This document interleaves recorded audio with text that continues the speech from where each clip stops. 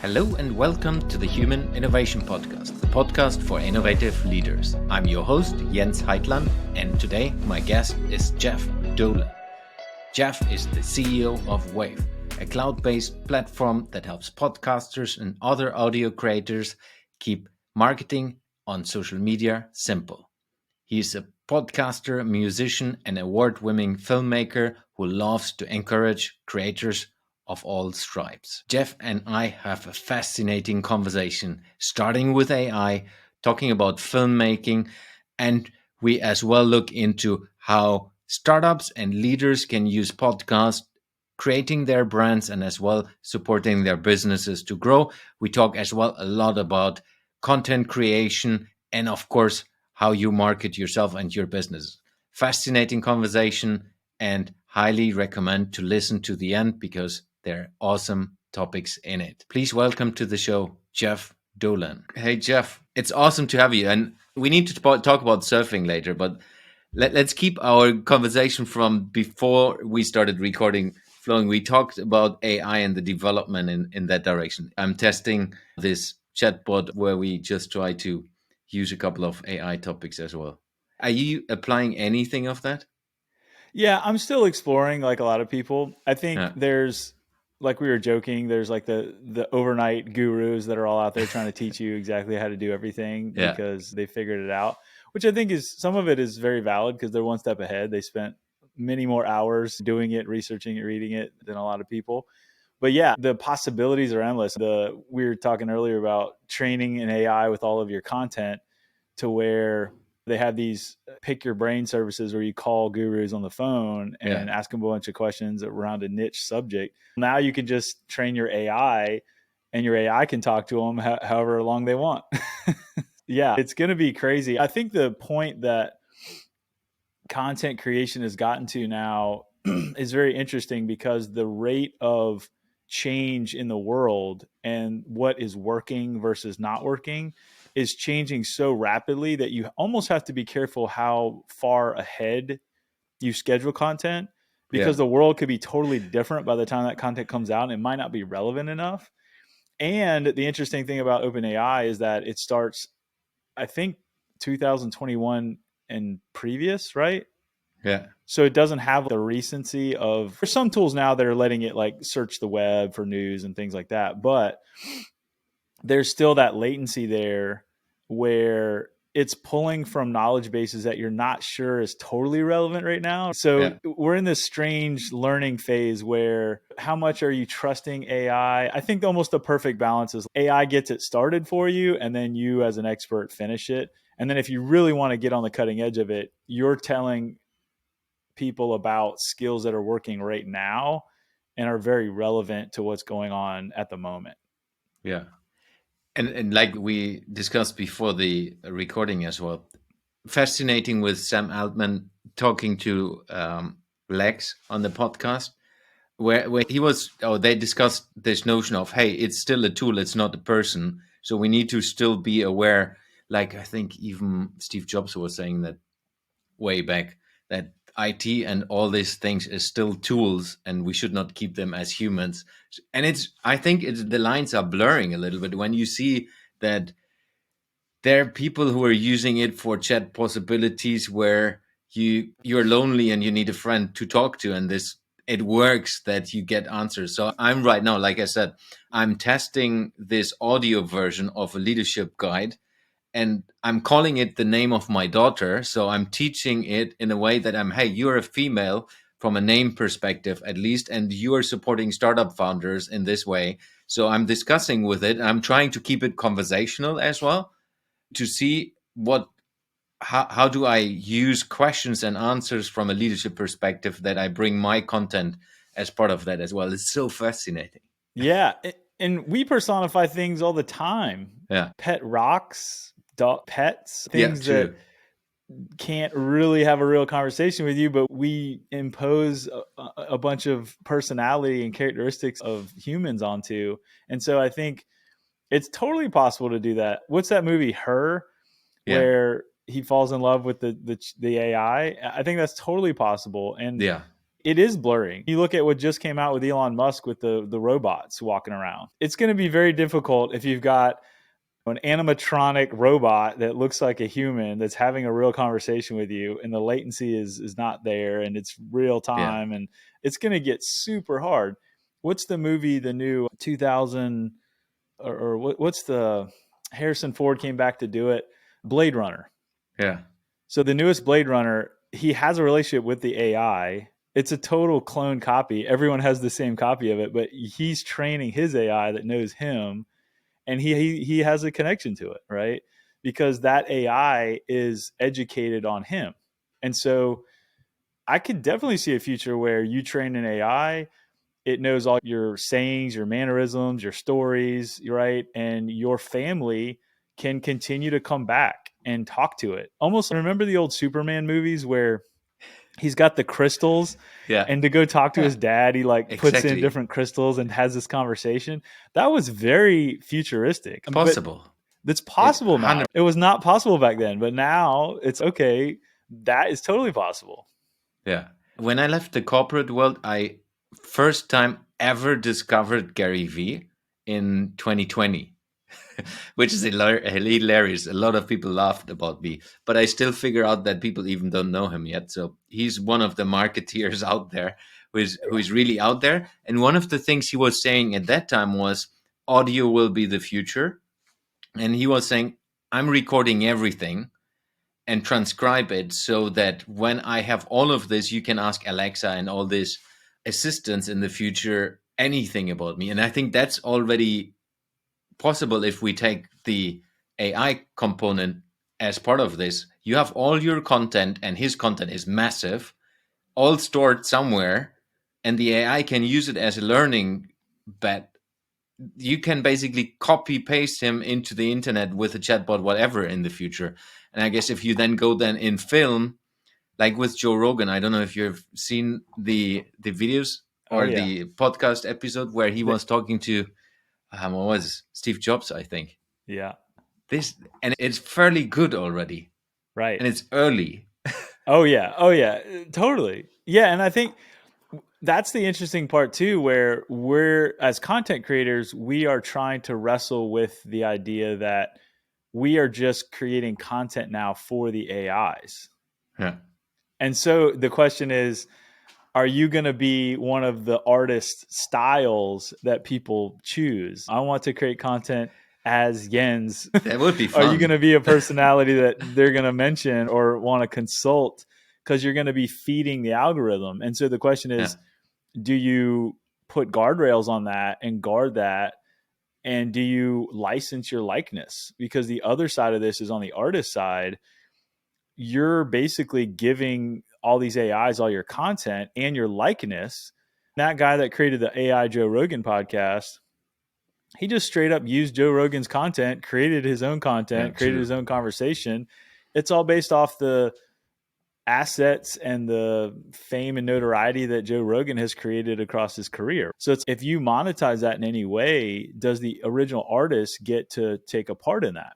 And that's why the NFT boom was so big, was because it was the first time artists realized, hold on, we can create a situation, much like the music industry with licensing, that we can create a little commission override that says, okay, you can use it, but pay some back to me as the artist. And so I think all these things are converging, and at some point the law and the government is going to have to catch up to it, because it's just moving so fast, and traditional governments and legal, systems just can't comprehend all the new technology that's coming out. And at some point, the technology will get easy enough for the mass majority of people to use, and it'll come to a head where everyone will say, okay, hopefully everyone will agree that, okay, this is a good model to help people use your likeness, license your likeness, and not feel as an artist that you're just feeding this machine and not getting anything back from it. Yeah, it's fascinating where this will go. I'm really curious. I'm just trying to be in that wave, just one part because I'm an innovator and I want to find out how this works. And I'm more from a perspective, right now I can't do anything against it, so let's figure it out. I will try to do my best to at least get a little bit piece of the pie in the future. But Yeah. it's very hard. And as a software company, I think it's scary too, because the old saying used to be that software would eat the world. And now AI is going to eat all software. And they That's true. simplified the interface to that chat interface, which is universally understood. People understand what a chat interface is. They don't have to learn buttons or where things are or hidden menus or drop down anything. It's just have a conversation, right? Just like you interface with another person. And so they made the software interface the exact same as talking to another person, which is brilliant, which is why it caught on faster than all software in the history of software. And so once you have that interface, all the AI companies are like, great, we're going to just make it a part of our software. But there's one catch to that, and that's then you commoditize everything. And the joke amongst the VC world is, so you're basically just using ChatGPT's API. Great. That's for me, it's always a difficult one because you build a dependency as well. What if ChatGPT is saying no or double the price or whatever, then your business might struggle in the future. So if you just rely on this only, that's why I'm eager to test as well the Google Bard version, which unfortunately, in at least as of the day of the recording, is not possible to reach in Europe because it's isolated. Oh, I didn't know that. Yeah, it's not available in any European country. I guess it's because of the data protection rules and so on. Yeah, GDPR. Yeah. I would love to test it and see what's going on. And I think then a couple of others are working on it as well. I've seen a post today from Meta as well, where they're looking at it and are now a little bit more verbal. And then I guess the Amazons, they're working on it behind the scenes as well. So there are a lot of different models in the future which we can use in different ways. And it's good to have more versions than just one. Right. Technically, if you're a developer or software minded person, you could take one step back a little bit and actually go to the models, the big, what are they called? The language LLMs. Yeah, language learning. The learning models that these things are based off. And you can go back and go to the GitHub repositories and kind of start from where the researcher stopped and just build on top of it. So you can go a layer back and then start training it yourself to fork it, if you will, into a different version that you have. And I think that's what we were talking about before, where the value is going to be in the specialist that is taking it and making it a tool for a specific niche or specific use. Hey, we've trained this thing to do this specifically, and that's our spin on it. But yeah, to your point, you would have to build from the base model and then train it up. It's just so much easier to take an API that somebody's already actively developing, like Sam and OpenAI, where we're rapidly going so fast that you can't even keep up with it if you started from scratch on your own model. So yeah, there is a risk to that. And I also think the risk comes in too from I guess to use a made up word, a truthiness of it. How truthful do you want it to be and to which people? Yeah. So once the neutrality goes out the window with a certain creator of it who's training it, then it's, hold on, I didn't want to go in that direction. I wanted to go in this direction. So that's why you see all these different versions of it where they're naming it, instead of Chat GPT, it's like Truth GPT or like whatever other one that people are cooking up. Or the funniest one I saw was, I forget the name of it, but it was like a cynical GPT where it like sasses you. It like talks back to you. Have you seen this? No, I haven't. So it's like rude to you. Yeah. Pretty fun. It's interesting where will be the guardrails as part of the legislation in the future as well. Like what is allowed to do, free speech, all these discussions. Yeah, the difficult thing if we talk about governments and politics, just a little bit on that one, I think it's difficult, and we have been laughing about that yesterday. Sam Altman was interviewed by some politicians, and they're far away from getting it, and we have seen it with Meta and the other ones as well. I think they have a little catch up to play everywhere in the whole world. For sure. Yeah. Think about it. They're a generation older than all these guys, right? They're a generation older than us. it's very hard to learn all these new tricks and even keep up. Just think about just to do your job, right, in any government, and then to keep up with all the young kids that are just innovating like crazy on stuff. Yeah. It's super hard. But yeah, we were joking because Sam Altman was like, yeah, I don't get paid. I do this for fun. And then the congressman was just like, what? Yeah. Let's go a little bit more into your world. So I have a couple of topics which I would love to explore. Let me see where let's start with, who is Carter? Who is Carter? Yes. From your YouTube channel. Interesting. Yeah, my buddy, I met him in college at UNC Chapel Hill, a good friend of mine, and we have always been buddies growing up and bouncing ideas off each other. We've always liked content creation and filming. We've filmed all over the world together, and he is a funny guy. He's just funny. And I've always encouraged him, like, you are a natural for creating content. Like, you need to have a channel or something. Yeah.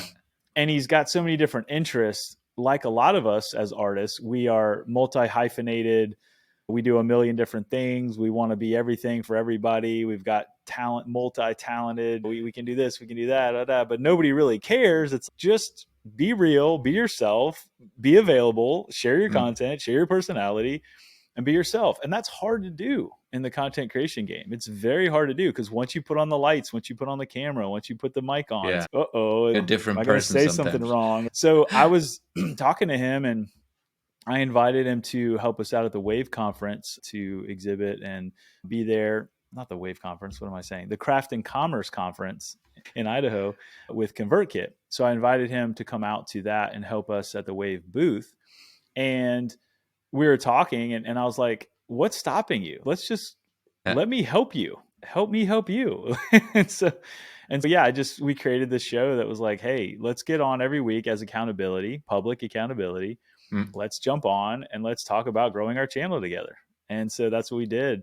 And yeah, then we knew that the looming thing that was going to derail everything was that he was about to become a dad. And so I'd already gone through that journey, and I was like, man, you have no idea what's about to happen. You think you're busy now? Wait, just wait. And so we sure enough came to the point where he had his son, and it was like all hands on deck.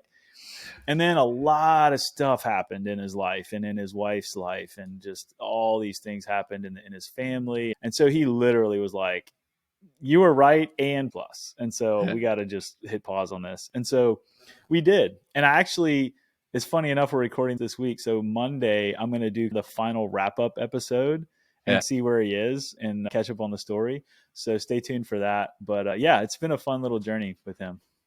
Tell us a little bit more about the 6 months to 6,000 part. So what are you exploring and how do you explain it? I watched like a couple of the videos just as a prep for the podcast, and I think it's super fascinating for a lot of people that want to start a YouTube channel or want to start any channel. I think it works as well when you start with your small startup, when you start with the small business to, hey, let's do a social media channel. How do we get started? Give us a little bit more details about how you do that and what's the content. Yeah, absolutely. So this is, like you said, it's a common struggle where it's almost like the 0 to 1 concept. Like I think Peter Thiel had a book on it, but basically how do you go from, I just started a channel on whatever platform and we chose YouTube, but like, how do you choose a channel and then how do you get any followers whatsoever? It's like super daunting. So we chose 6,000 just because that was like a snappy and meaningful number. And 6 months seemed like a reasonable time for most people. I think when you get online and you see all these gurus talking about, we can get you to 1 million overnight, you're just like, I get that every day. You're lying. Like, just whatever. You did that one time somehow, and you're not going to tell me until I pay you $1 million.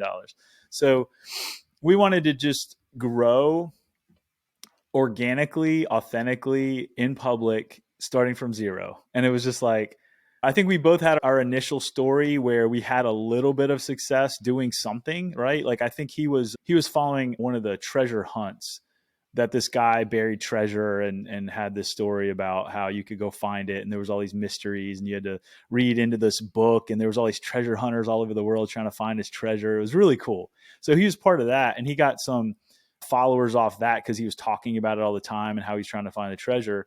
And then I was a filmmaker, and I am a filmmaker. And in my first film, I just posted the film after all the film festivals. And so after it won and everything was done and all the rights were, I was like, okay, just put it on YouTube. And it did pretty well for what it is. It's a short sci-fi short film.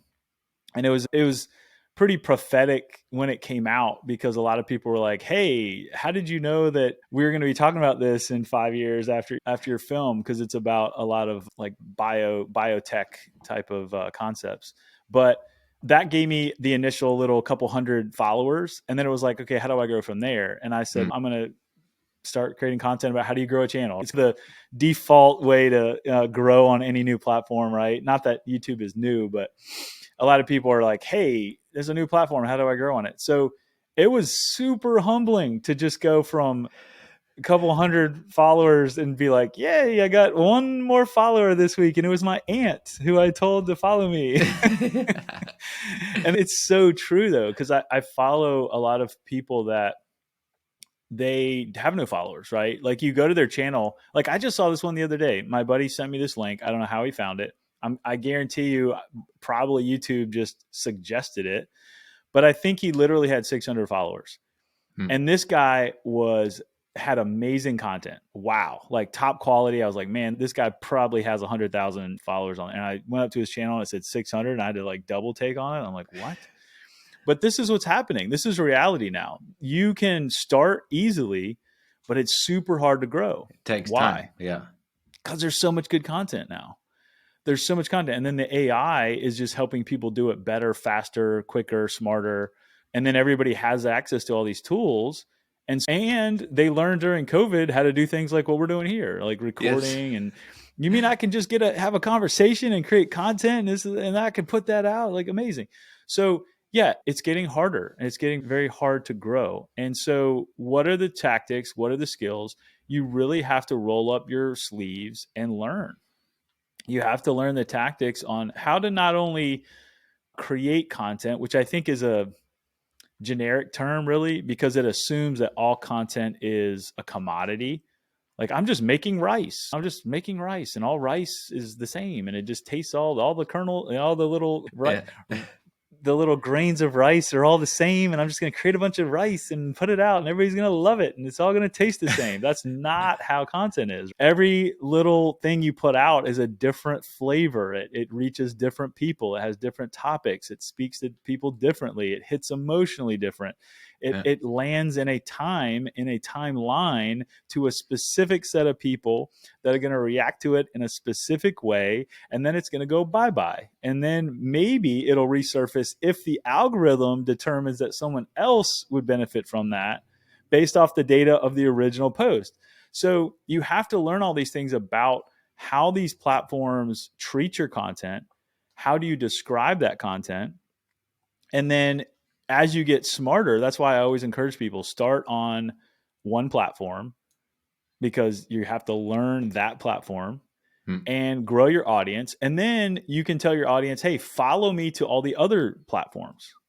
So it's so funny to me how you can hear these gurus or whoever out there that says, it's so easy to grow. Even Mr. Beast, right, had a commercial. I think it was Shopify or something, where he's like, it's so easy to start your store. You just start it and look, overnight, I'm getting all these orders. It's so easy. Of course. Bro. Yeah, you have 130, I think 130 or around 130 million followers on YouTube. Yeah. No problem. No, so easy. And it's the same thing if you build a following. So if you have a following either on your email list, you did it on YouTube or Twitter or any of the platforms, right? You built Instagram, you built up a big following, and then you're like, you know what? I'm going to start a Telegram or I'm going to start a Snapchat or whatever platform you're going to move to. You just tell everybody, hey, I'm going over there now. And then they follow you because you have a real following. Yeah. If you don't have a following, if you do that and nobody shows up over there on the new platform, then you know who your real people that are paying attention are. And that's humbling because you might have a situation, and I didn't get here with Carter in the journey, But in the next phase of the journey, after you get the initial little bit of followers, you have to start moving into creating some sort of service or some sort of product to help people do something, right? Whether it's paid or you're doing it on a one-on-one basis, however you're doing it consulting wise or services wise or product wise, you have to move to a point where you're helping people and they're being drawn into your community. And then you start creating a community and you start talking about your products, whether maybe you can even do an affiliate, right? If you don't want to create products, but you're like, hey, I want to promote these good products that are in line with what I'm talking about. Yeah. And so you start creating this community, you're helping people, you're at that next level. And then that kind of flywheel effect starts happening where there's something to be attracted to, and you start building out the network and growing. And if you don't do that, yes, you can. And there's different ways to look at it. Some people say, create your content first and then monetize it. And that's fine. I think that's smart. That's right on. Yeah. But what happens when you can't figure out how to grow your audience first? That tells you that you're probably not on the, in my rice analogy, it's just too plain, man. The rice ain't good enough. Like, you got to change it up. I 100% agree. Because let's just jump quickly to Mr. Beast. I think he just had birthday, and he was posting his statistics of his life on YouTube. He started with 7,000 views per year, which is nothing compared to today. But it's 12 years journey as well. Right. So that's what a lot of people don't see as well, because you're not good when you just get started, when you have your own channel. I just started a new channel for my startup. I have 25 followers as a day of this recording. It's growing a little bit faster than maybe my first channel, but it's still nothing. Yep. And one of the things I'm playing right now, just to geek out a little bit, is YouTube Shorts. That's massively. I've had on my podcast channel, I've had a couple of thousand views with one, and that spills over to all the old content. That's always the interesting, like the tail end strategy, where yes, you have one peak somewhere and still everything goes up. It is quite interesting to see. Yeah. And that concept is actually really important. There's a concept that you just want to put volume out, right? You just want to just throw everything at the wall, see what sticks. But there's another philosophy that says, put out your best stuff. Because here's the concept that is interesting to me as an artist. Yeah. If I hear a song on Spotify or somewhere, or I hear it on the radio and I find out who is this artist, what's the first thing I do? I want to listen to more of what I just heard. So I go and I look at the back discography or the catalog of this artist, and I go listen to his other songs. Yeah. What happens when I find a really good video on YouTube? I click through the video and I see all the other videos, and I see if I like any of the other topics, and I listen to another one. Oh, I want to hear that. I subscribe, right? So I think the backlog concept is a very important one to realize, that as you get more popular, more and more people are going to go back to your back catalog and listen to it and watch it. So your views will go up on all your past content as you get more popular. So it's a building thing that happens, not linearly like we think, where it's just, nope, the new video that goes viral, then every video after that will go up and all these videos will still be nothing. You'll start to see a lift effect on all your content if it's good. Now, if you went to the concept of, I just know I'm bad, I'm just going to put out all my bad content, get it all out of my system. Now you need to employ the concept of pruning, right? Where as you get more popular, some of your less good content gets deleted and magically disappears. And you only promote your good stuff. I still keep all that shit in. Yeah. So with my first channel, which is the podcast channel, now it's 99.9% the podcast only, which was not really favored in the old times of YouTube, but now it is, but with the new setup and YouTube going into podcasting as well, so it's growing, the views are growing, it's the retention and so on is different than it was before. But just having a normal podcast episode like us right now talking to each other, is not everyone listens to podcasts or watches podcasts. Most of the time it's still, like we discussed before as well, while driving a car or while Right. commuting to somewhere, and then it's just audio. You don't watch it. So I still have all the old stuff in, which is just funny. I'm more, but it's for me. It's not. I don't do this for gaining followers. I'm just doing it for myself because one of the reasons, at least for me, is I've seen it with my dad. He did radio a bit, and it's just fascinating. He died a couple of years back. I can still listen to it. I listen Right. to him talking, and I just want to have a huge library for my daughter when she's maybe 16. I hope I'm still there. When she's 40, Right. which is in 36 years, then I hope there is something which she can listen to and say, "Oh, my dad was not funny, but he has that interesting conversation. They talked about GTP and so on." So that's just for me is one thing to explore as well. Like, how do Absolutely. I react to things? And now the other one is my other channel is a little bit more strategic because it's the channel of the startup. But yeah, it works a little different. Yep. Yeah, we all have our different reasons for doing the content, and I think we all have Yeah. to find our why in that, because if we're only looking at our follower count as the reason to continue, it's going to be really hard.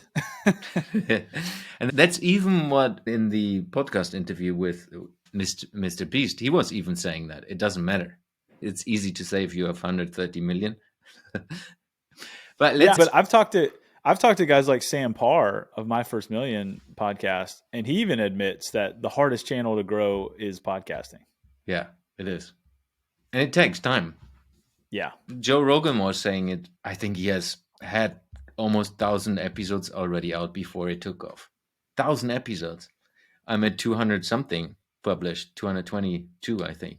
Which is huge. Congrats. It's That's already amazing. big for a podcast, but it just comparing this to Joe Rogan is far away.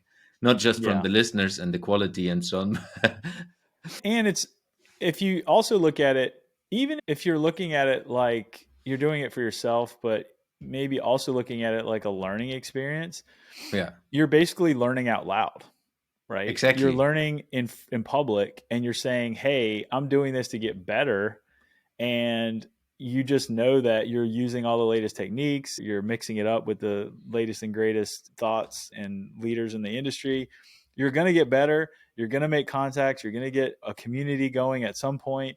Just keep going. I think a lot of people Exactly. have this mindset of, if I don't make it by next month and have 1 million followers, like, I'm not meant to do this, I'm going to quit. Okay, Is I guess we won't see you. especially with podcasts. If you take the first 10 podcasts, except you have already huge following, which you drag in, it's your family and friends listen. And if you're lucky, it's your family and friends. In my case, they don't speak English properly, so they don't listen. Nobody of my buddies and my families listen to it, which is always funny.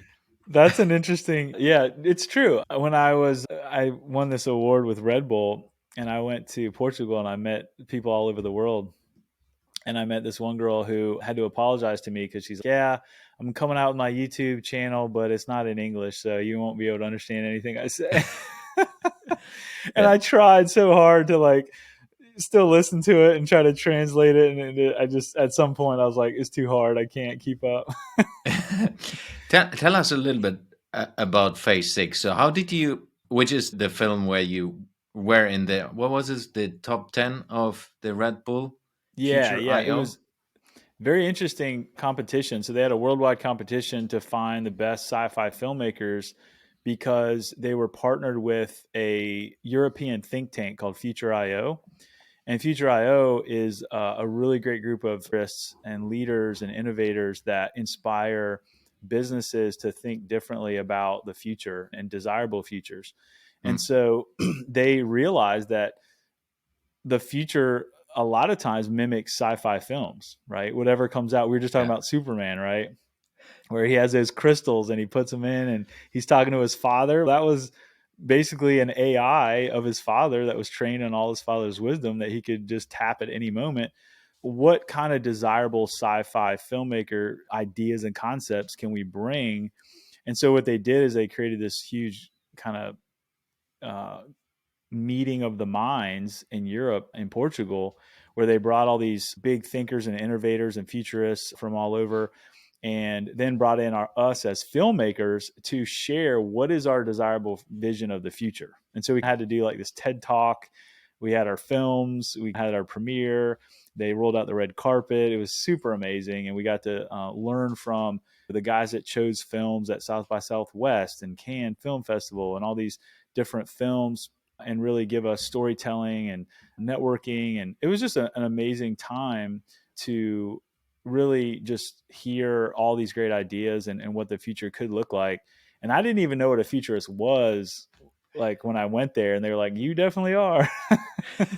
Like, oh, but how did you get into this? So did you hear about it? Did someone nudge you to say, "Hey, you should go there. You should apply for it"? How did that? How did you end up so there? I was working at Tech Mountain on the coast here in North Carolina. So I was working at a startup, and I had premiered my film, and they were like, "You should really think about entering this Red Bull competition because you're forward thinking, you're innovative, you're right in line with this, and you need to apply." And so I applied thinking it's just like another film premiere thing when you go on the festival circuit with your short film, it's really tough to go anywhere beyond a short film, because a short film in the film world is like a business card. It's just like, here's my style, here's what I can do the work, but it's not a film full length, so you can't sell it or do anything with it.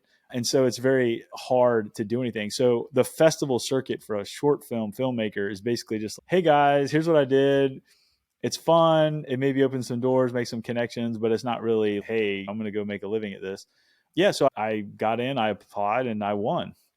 And it was cool. And then so once you got picked, they picked like 20 people to go to Portugal. Then they had a second competition to win.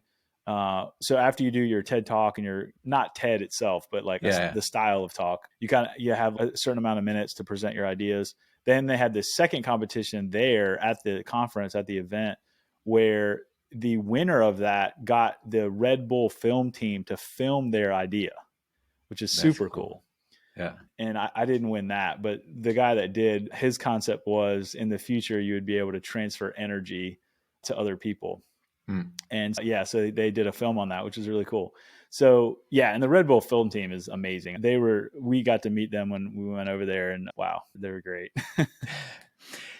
I was just watching your short film, which is called Phase 6. I will put the link into the show notes for everyone to have a look at it. It's amazing.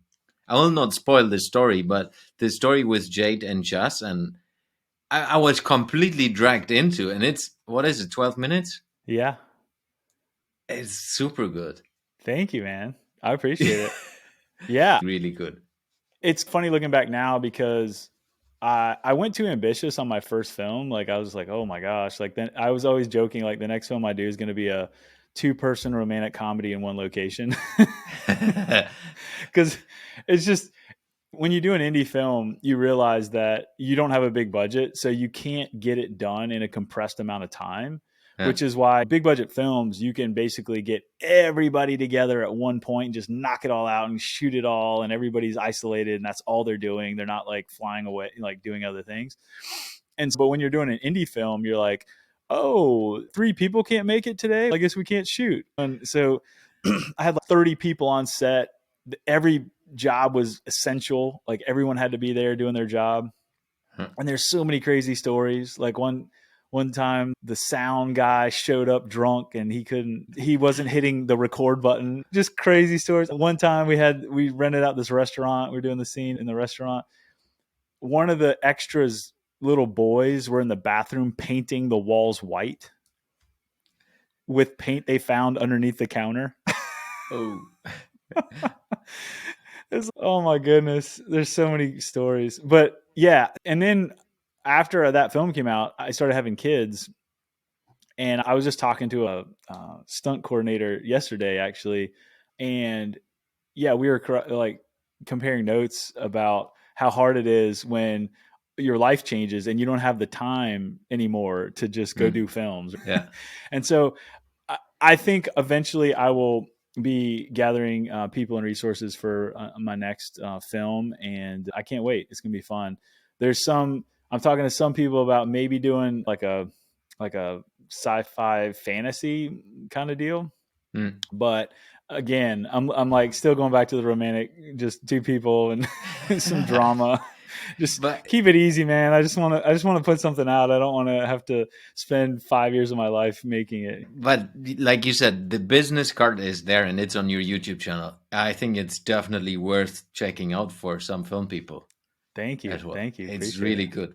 So let's use that a little bit to, how did you get to being a CEO? Like, you're a filmmaker, you're doing these things, you're working in marketing, you work even in medical stuff, which we haven't talked about. And you're surfing, obviously. So let's start with, how do surfing and being a CEO of a startup link together? And what did you learn from surfing, which you can apply as a startup CEO? Interesting. Yeah, I've always grown up around the beach. My dad was in the military. He was a Marine pilot, and we moved all over all the time. I was always moving. Holding down friends was really hard because you'd get to meet great friends and then you'd say, bye, I got to move somewhere. And so it was really tough growing up to just not have any solid foundation of friends. And so by the time we got to high school, my dad sacrificed for the family and said, hey, I want to keep us here on the coast of North Carolina. And that really helped us to have some stability, especially through high school. I think that's a crucial time to not say bye to all your friends and start over at the bottom somewhere. But yeah, I always love the water. I always love like the mountains, like snowboarding and stuff too. California probably would have been a better place to surf and snowboard in the same day, but I'm an East Coast boy, so that's what we did. And then I always wanted to be a CEO. I always knew that one day I would probably try to start my own company or lead a company. And I was just being very patient, right? Very patient in corporate America, just doing my job, learning as much as I could. I knew that one of the scariest, hardest things to do in business is sales. And so when I was graduating college at the University of North Carolina at Chapel Hill, I was even talking to my friends that were graduating ahead of me a couple of years, and they were getting into sales. And I was like, what are you guys thinking? Like, how boring, why would you do that? And this was during the time where it was right after the .com boom, right? Like the .com boom was full effect. Everybody had friends that were like, yeah, I put .com on it and they're giving me $1 million. I'm going to fly out to San Francisco. It's amazing. I'm like, oh my God. I was just a little too young, like a little too naive. Like I didn't quite understand what was going on. But yeah, friends were just crushing it, going out, making all this money. And then I graduated and had already crashed. So I was like, great. This is amazing. Like friends that were graduating with me were like going into the Peace Corps and like going back to get their master's degree. Like they're doing anything but trying to get a job. And that just wasn't my style. And I was like, okay, what are the things you need as a CEO to know how to do? And sales was one of the skills where you absolutely needed to know how to sell yourself and your products. You need to know how to sell. You needed that skill set. And if you're running a company and you have salespeople on the team, you need to have their trust and you need to have street cred. It's like trying to be a general and you've never shot a gun in your life. And I always, growing up, had seen these CEOs and I'm like, I don't know if I could respect a CEO that couldn't sell anything. Like, how do you can't become a CEO and not know how to sell. So I was like, all right, I'm going to bite the bullet and do the hardest thing first. And I'm just going to go into sales. And sure enough, what do companies need in a recession? Salespeople. Definitely. Yeah. So if you are young and hungry and want to make money and you think we're going into a depression or a recession, brush up on your sales skills. So that's what I did. And so that whole concept, I'd been in sales or business development, selling software, medical software my whole career, and just being very patient. And my friends had been watching me and going on a different path where they were starting their own companies. Eventually, some of them created their own private equity firm, and they saw me join one of these companies and triple it in revenue. And they were like, hey, we want you to come run one of our companies and do that. Yeah. And it was one of the things where, as a personal value of mine, like I want to make sure that I'm enjoying what I'm doing and enjoying life. Cause I think there's a balance between doing something you hate to just make money to then one day do something you like. No, just 4-hour work week it, right? Figure out what you enjoy now and make that happen and then expand from there. And so they said, hey, we know you like podcasting. We know you're creative. We know you like software. What if we buy, and we know you like marketing and sales. Like, what if we bought this company? Would you run it for us?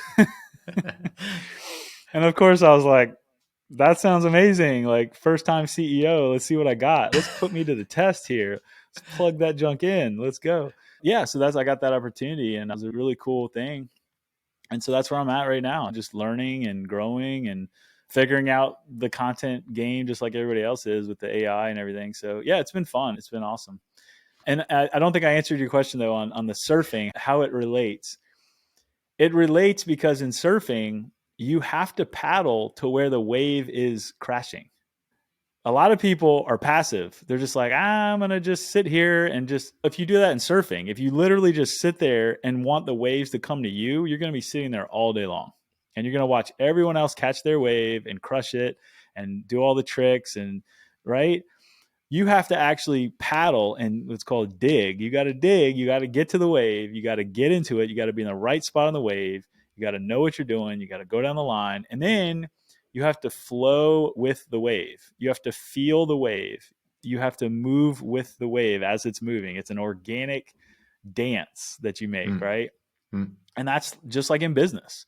You have to go where the opportunity is. You have to figure out who needs what I can make for them.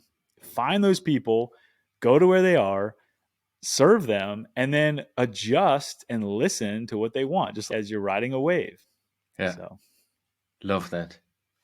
Yeah. And it's obviously, and we haven't geeked out about podcasting. Maybe we can dive a little bit into that, because before we do that, explain a little bit what you do, what Wave is doing, the company Wave. Yeah. So Wave is a tool for podcasters and audio creators to help them grow their influence on social media through turning their podcast or audio into video. So it's like you take your audio podcast and you put visuals with it. And then now we create videos for you to share on social media. So what we're really doing is taking the editing process and difficulty out of it. So if you don't want to sit there and take video and try to chop it up, you just take your audio, find highlight, and we create the visuals with it. And then we add waveform animations that match the audio, right? So the video is like creating animations that match your audio to create an eye-catching movement. So when people are scrolling, they see that there's something active happening there and it's interesting. And they're like, oh, let me listen to that. And then they're going to see the captions there. They're going to see the title. They're going to see, okay, this is a topic I'm interested in and something's happening here and I want to listen. And then they can go into kind of passive listening mode and listen to whatever the clip is. And if they like that clip, they might not do it in the first one. They might not do it in the seventh one. But eventually they're going to say, I got to go check out the whole thing of this. This conversation is interesting. I got to go listen more. And they're going to find you. They're going to subscribe to your podcast. They're going to get your full episodes. And now you might have earned a new listener. So we're really trying to help you grow your audience at Wave. And we're recently just released transcription. So full transcription of your podcast to be able to repurpose if you need to create a blog, a newsletter, descriptions for social posts, putting the full transcription on your website under your podcast player, right, for SEO, all sorts of things like that, just to help podcasters the most to leverage what they're doing. Yeah. What I love as well, what I've seen when I looked at your website and as well the YouTube channel, you educate a lot, which for me, for me, it's basic marketing, but it's so good when you start educating with the topics you do. And you're not an education company.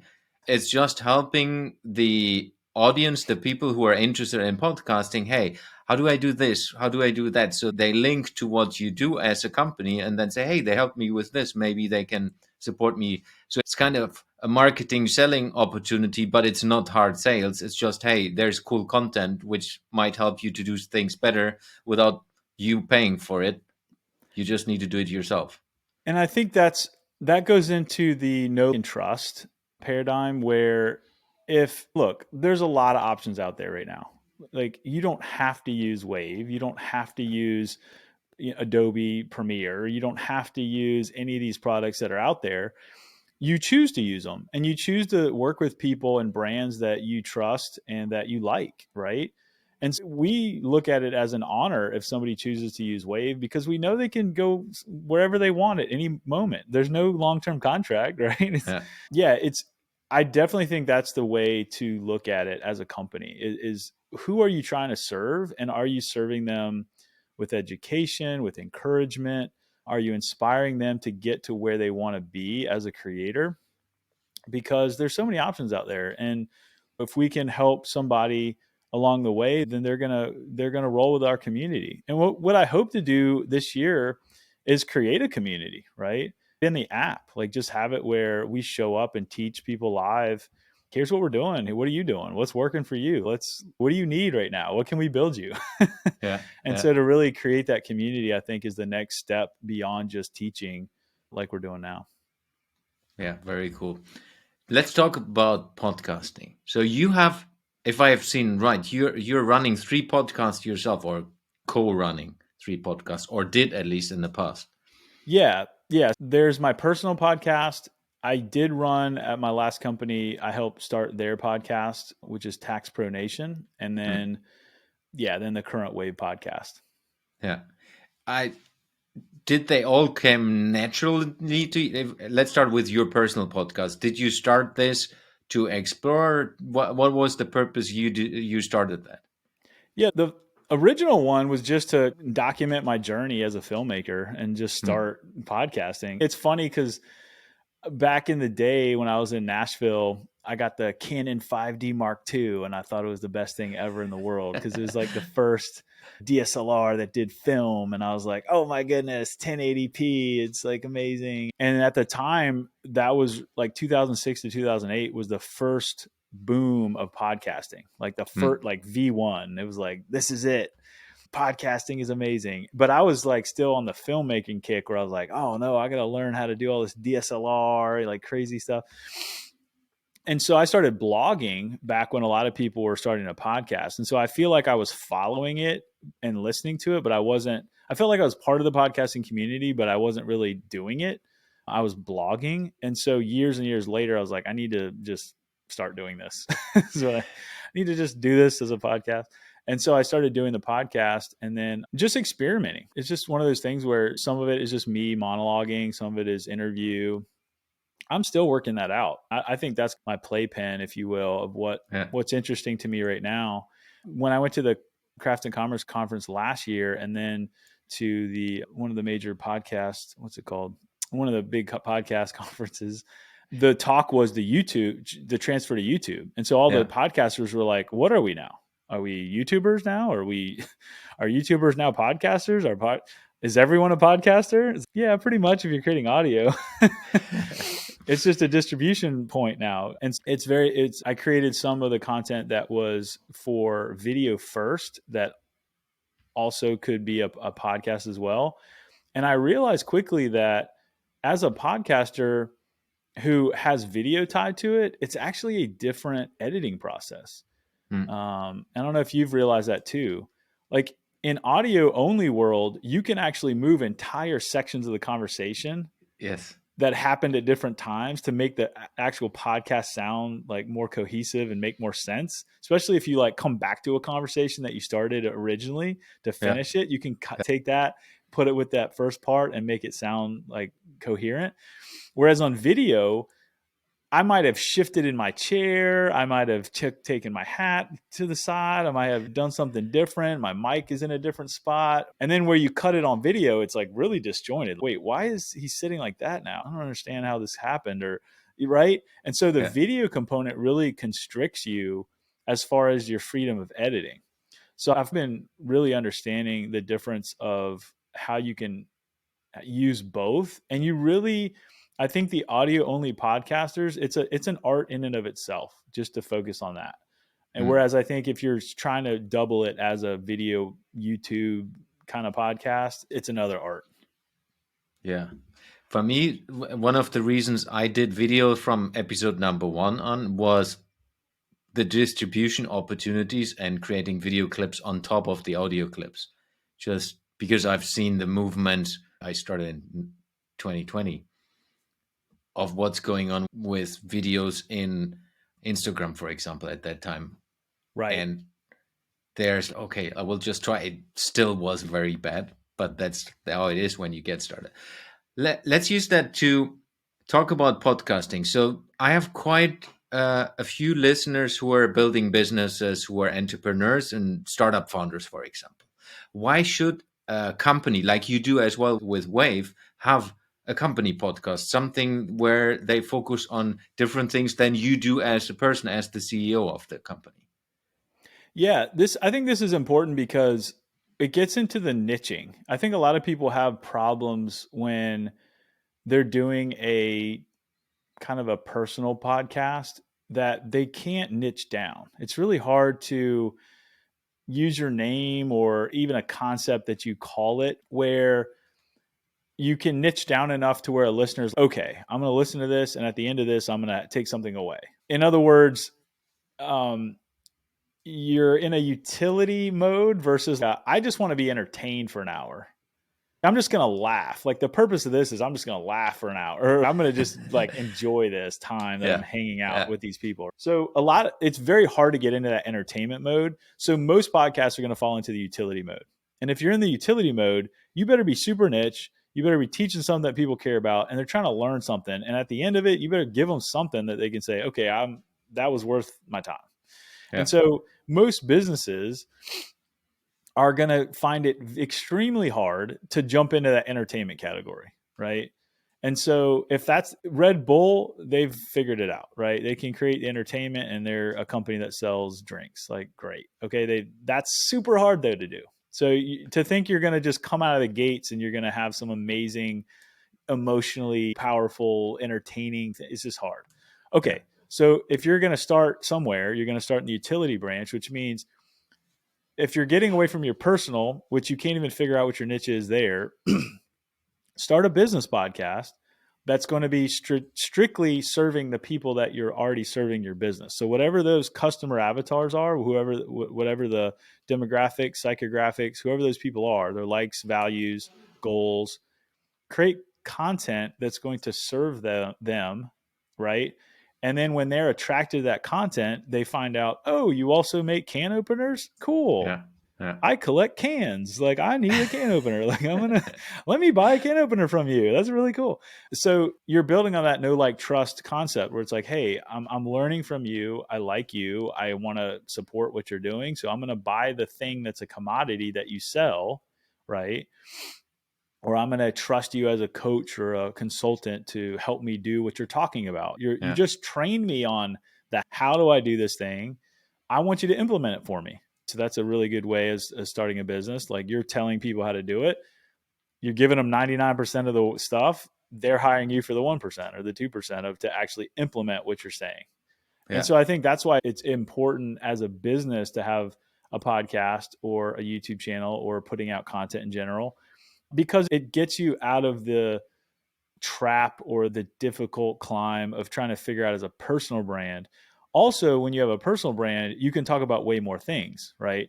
So you're not just work mode all the time. You have other interests, other things that you do, and that's your platform to talk about that. And then there's a middle ground where you might have a lifestyle business where you are the business. And then it gets really muddy. Now it's okay.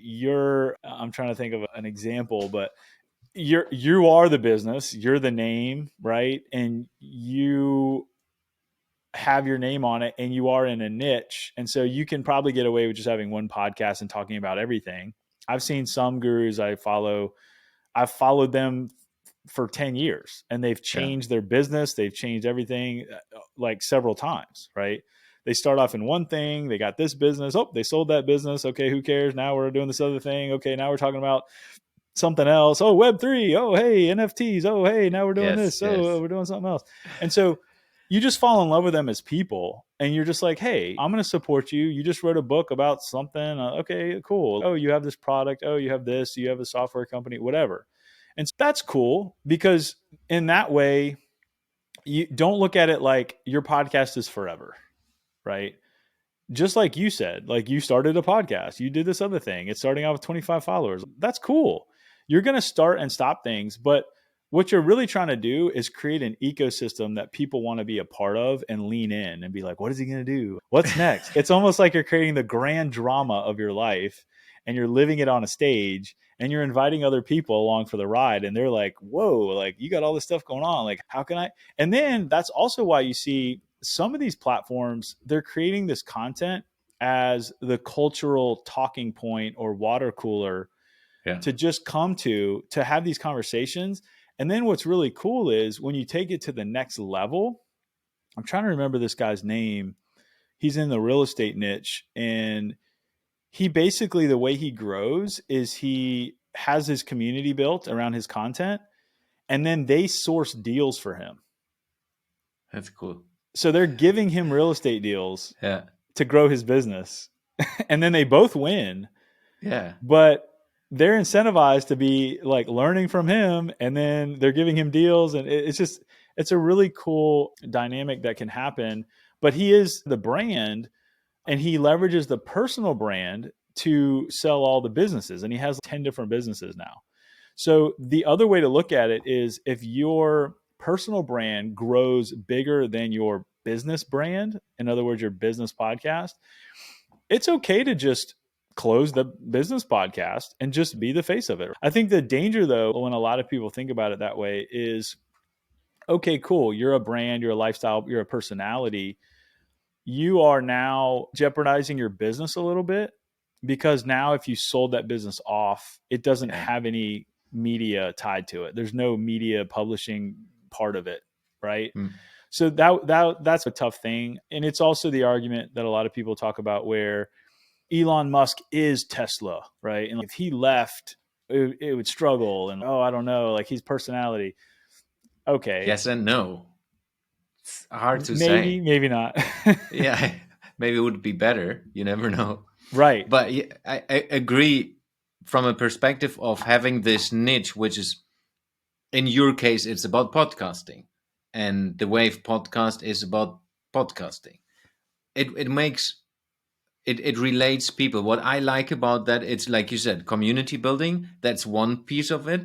The other part is you get a little bit of feeling of who is behind that company, because today everyone can be everything. But if you have a little bit more consistency and they see, they're like 20, 50, whatever growing episodes and they're still coming, that means there is something. There are people involved. It's not just a scam. Right. Which I think, especially in today's time where you can do a lot of things with AI, like we chatted in the beginning, this helps relate to people. And then it's, okay, they do something interesting. Maybe that's something for me as well, because they're producing valuable content. That's such a good idea. You just prompted something in my mind. I just got to share this. Okay. So in crypto, there's something called proof of work. Yeah. You also have concepts called proof of identity, proof of stake, meaning you own coins in the network. So you have proof of that. But what you just said is, I think, a huge concept we can debut here on the show if no one else is going to coin this in the future. But it's proof of authenticity. True.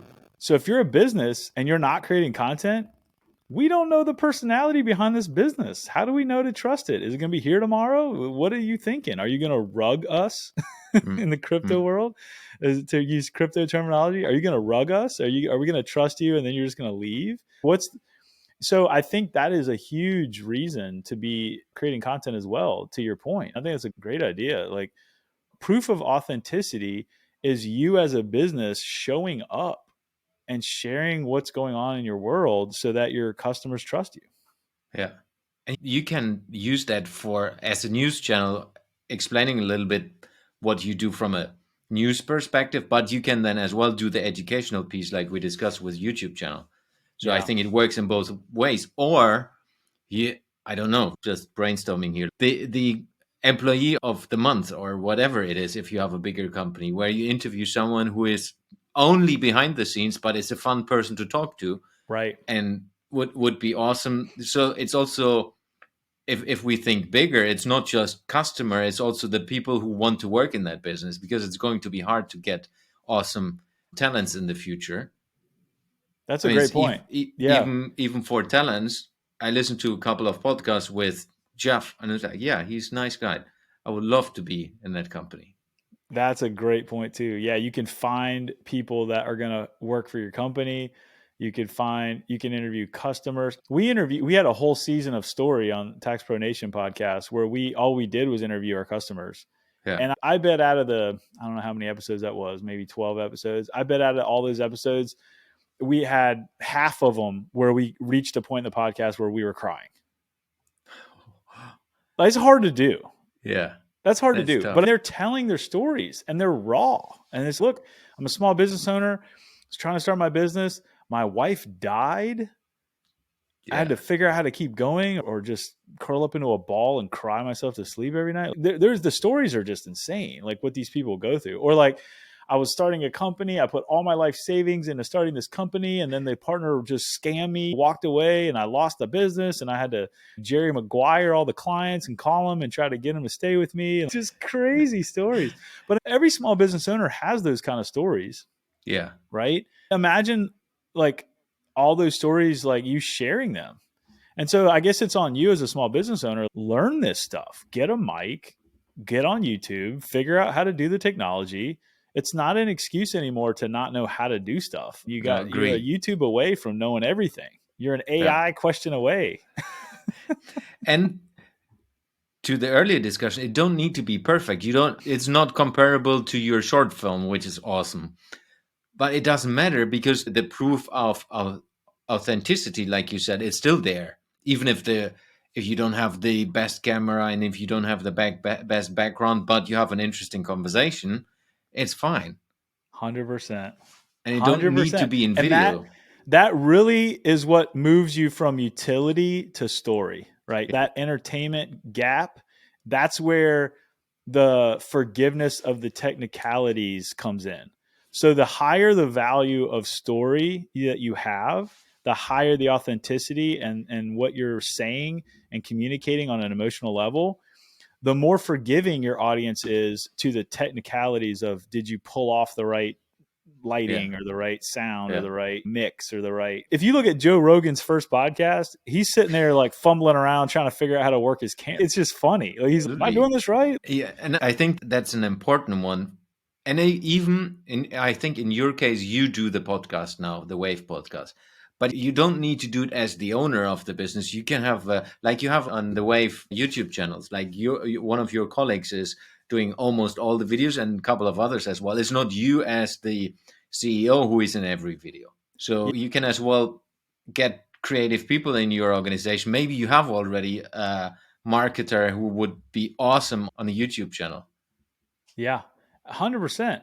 Yeah, and there was many years where I worked in corporate America where they forbade the employees from making content. They were like, no, you can't make content. Only the CEO can make content. That's BS. But I think now you can look into your audience and you can, your staff, your employees, and see who's talented on camera. Give them a shot. There's some really talented people that are wanting to make content that if you buy a camera for them and tell them the rules and set them loose, they'll make all sorts of great content for you. Yeah. I have a cool example. I can't say the company. They have a couple of stores, and two of their salespeople took over their YouTube channel, and they had one hit after the other because they just had fun doing it.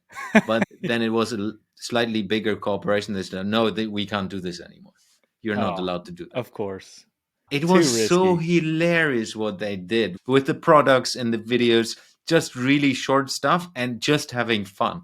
Yeah. Whereas if I would be the owner of this bigger company, I would say, hey guys, you do this 100% of your time because you're awesome doing it. And they could literally, and this is why I started shifting in my career from sales only to marketing, digital marketing, because I realized that the conversation is happening online and then they're deciding before they even talk to a salesperson. So a lot of the times the salesperson is just, what a waste. What are you doing? You're not going to cold call somebody and convince them to buy. What are you even talking about? That's not how it works anymore. So it's very interesting that a huge opportunity right now, if you're an entrepreneur, especially if you're younger and you understand how to do the social video and social media, there's so many people right now that are older that are retiring and selling their businesses. Do you know how you can buy these businesses and just put that publishing media arm on it and just crush it? There's so much opportunity right now to do that if you're smart. I should have done you're that. Hungry. I should have done that. I tell you, because my first business, I've built everything and lost so much money. No, that's a learning. I agree. Because even if you take very normal business, I was just talking yesterday with a friend. It's like a hair salon. Yep. Which is a one store or salon only. You could do so many things with social media, and they're doing zero, like 000.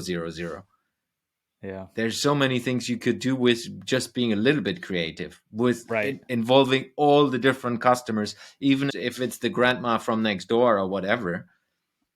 Like you could have her interviewing her live while you do the cutting. It's like there's so many fun stuff you could do. I'm almost saying let's buy a business like that. It would just make fun to market it. Absolutely. Even if you make it a destination, like if you have a physical store, how hard is it? I'm trying to remember, is it in California? There's like this wall where all these Instagrammers have to go in California to take a picture of themselves on this wall because it's pink and it's got this certain kind of style or whatever. And they're just like, everyone has to go there. How hard is it if you're a brick and mortar business to paint a wall outside your business so that people come as the destination? Oh, and by the way, we sell whatever. True. 100%. I worked in one of the companies, which is a destination my whole life, or not my whole life, but plus 10 years. Or what's the documentary about the sushi chef where you can only have 5 people that come in. He does the sushi and it's like the best sushi in the world. But the mystique around that guy, it's like everyone wants to go there now. Yeah, it's cool. So if you're the hairstylist and you're just this one hairstylist in the middle of nowhere, but man, you chop hair with a big chopping blade and you put it on the block and you pop and then everybody's holy junk, what just happened? And you put that all on YouTube. People are going to be flocking to you. What is going on in this little town in the middle of nowhere? Like I got to go find this lady and figure out how she chops my hair just right. It's amazing. Yeah. I think marketing wise, there are so many opportunities, and looping us back to podcasting. I think at least in my experience, I do this now a couple of years, and I'm saying I should have started 10 years ago. Yeah. So, because it's a learning curve. I've never done a video. I've never done any audio cutting. I've done zero before.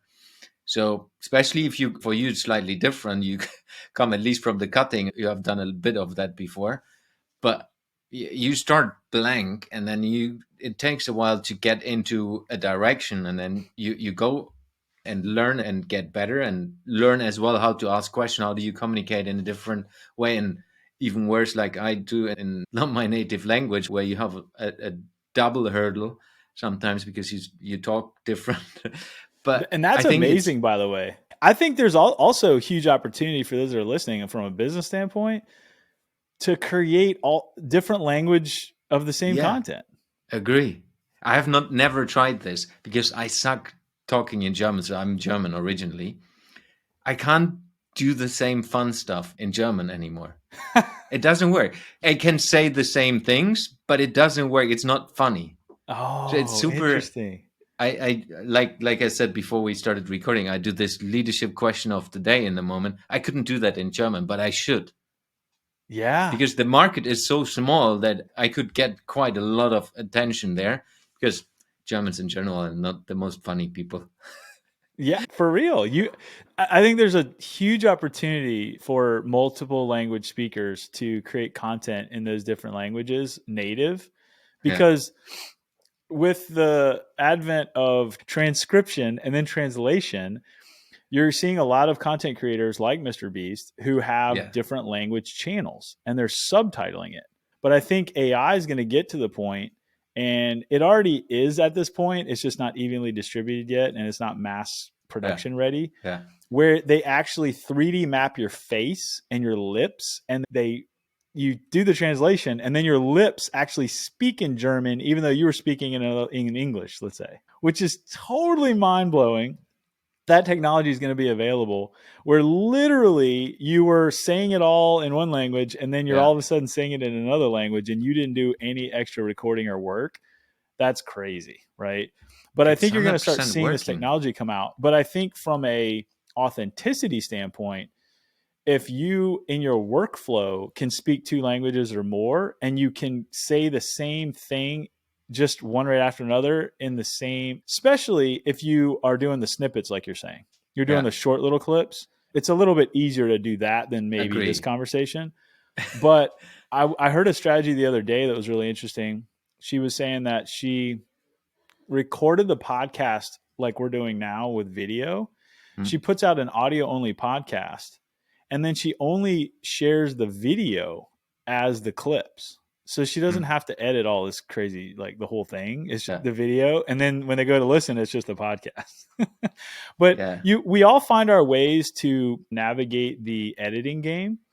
I'll also share this, this is what I'm working on right now. I'm about to get off this call and do this. So they just came out with this AI editing tool. I don't know if you've heard about this or seen this. I'm using one. Are you? Yeah. Where it edits your video for you automatically? Not automatically. I still need to do it myself. But you can do a lot already. So I can select, hey, take this words out, take this words out, take this words out, make the gaps between the words shorter. If there's a thinking, if you do too much, or for example, I've had a couple of guests who say, oh, that's an amazing question. If they say it too often, it sounds weird. So you can just type in these words and then it takes it out. Very cool. That's audio editing. I'm talking about including video. It like this interview right here. Yeah. And it'll go through and edit the conversation where it's cutting to different things. Like I'm eager to try it and see how good it is. Me too. Awesome. Let's get us into the last part. We are already way over the time, which is good because I think we could do a couple of hours more. We're going for 3 hours, baby. No, just kidding. Exactly. I'm not sure that my daughter is waiting for me already because we agreed that we will do how it's called, like indoor camping at our roof part. So last part of the podcast is the part where I'm asking 2 questions, which I'm asking to every guest. If you could work with a project that is impacting every human being on Earth, what project would you choose to work with and why would you choose to work with that project? Wow. I would work with something that helps people build businesses. Because I think there's only 2 real things that you can chart your own path in the world and to find your purpose, why you're here, and to create something of value for others, which the vehicle for that is usually some sort of business. So those are like the 2 skills I'd want to help people with is like, why are you here? Where did you come from? Why are you here? And what are you here to do? What are you here to help people do? And so, it would be something along those lines for sure. Cool. What advice would you give to a young innovator that's just getting started? Solve trillion people problems, right? Solve problems at the largest level and think as big as you can. Because I think what I've learned, especially watching the big innovators in the world like Elon, if you reverse engineer what they're doing, they start at the top, like what are the biggest needs in our world? And then they go backward from there. Instead of what a lot of people do, which is like, how do I make money? Like, how do I do this one little thing? And then I'll figure out from there, and then I'll give, and then I'll do this stuff. No, like, how can you help the most people? Figure out the what first, not the how. I think that's what I would say. Cool. I will put obviously all your social links and the video clip or not clip, the link to your short film as well into the show notes. Is there any social media platform where you prefer people reaching out to you? If someone is in the listeners to say, I would love to talk to Jeff. Yeah, right now I'm active on YouTube, LinkedIn, really all of them. I'm even on some of the newer ones, but I think I'm very responsive. So if you want to reach out to me, I'm listening on all channels right now. So feel free to your social media of choice. I will probably respond. Now, will that happen in the future? If I get too much, probably not. But right now, my time is efficient and I can do that kind of thing. Awesome. Super. Jeff, thank you very much for the great conversation. It was really a pleasure to have you on the show. Thank you. It was amazing. Thank you so much.